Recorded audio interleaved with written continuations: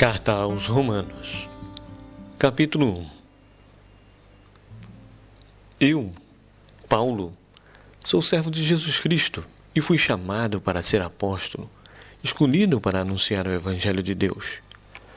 Esta boa nova, Deus já tinha prometido na Sagrada Escritura por meio de seus profetas.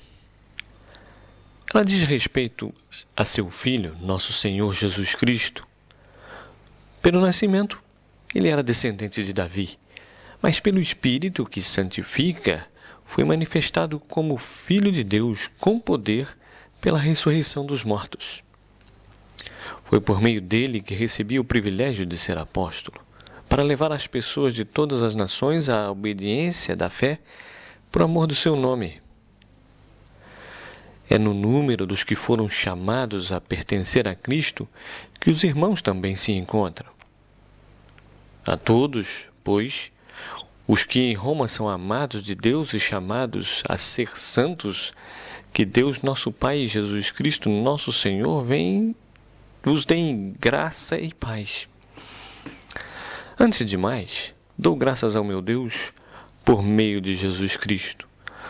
Dou graças por todos vós, porque em toda a parte se fala da vossa fé.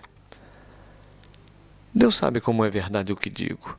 Aquele Deus a quem sirvo de todo o coração ao anunciar a boa nova a respeito de seu Filho. Ele é testemunha de como sempre vos recordo nas minhas orações. Peço a Deus que, pela sua vontade, me dê um dia a oportunidade de ir ter junto de vós.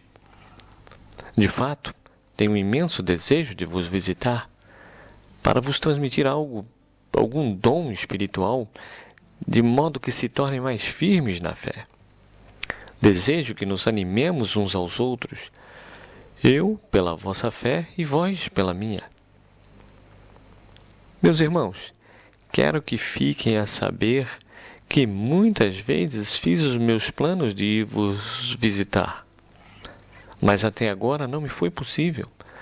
Desejava que isto também vos levasse a algum proveito, tal como tem acontecido com outros povos. É meu dever ir até junto de todos, civilizados ou não civilizados, sábios ou ignorantes.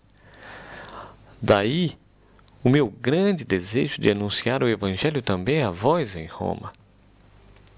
Não me envergonho do Evangelho. Ele é o poder de Deus para salvar todos os que creem, primeiro os judeus e também os não-judeus.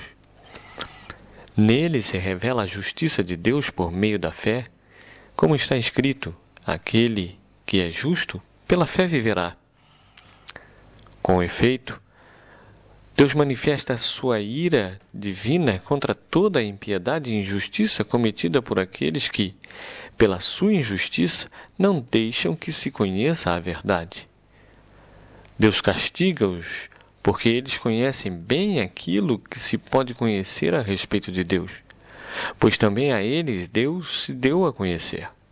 De fato, desde a criação do mundo, Deus, que é invisível, mostrou claramente o seu poder eterno e a sua divindade nas suas obras.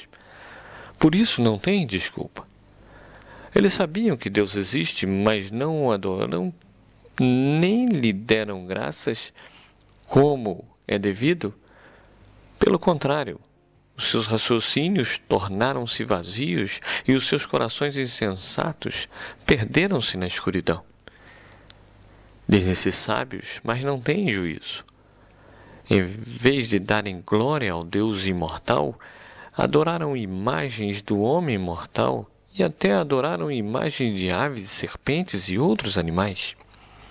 Por isso Deus abandonou-os às paixões de seus corações e caíram em ações vergonhosas, desonrando os próprios corpos. Trocaram o verdadeiro conhecimento de Deus pela mentira. Adoraram e serviram coisas criadas em vez de adorarem e servirem ao próprio Criador. Ele deve ser adorado eternamente. Amém.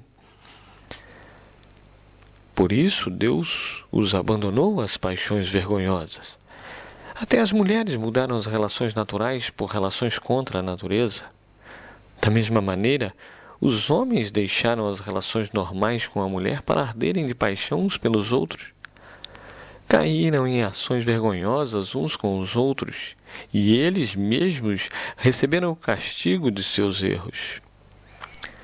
Uma vez que não tiveram em consideração o conhecimento de Deus, o próprio Deus os abandonou ao seu entendimento corrompido para fazerem o que não deviam.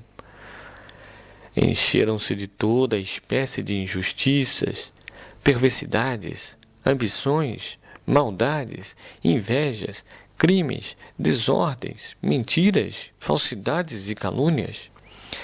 Tornaram-se maldizentes, inimigos de Deus, insolentes, orgulhosos, arrogantes, intriguistas, rebeldes para com os pais, sem consciência, desleais, sem amor e desumanos uns para com os outros. Eles sabem muito bem que é lei de Deus que todos os que vivem assim merecem a morte. E não só fazem tais coisas, mas até aprovam os outros.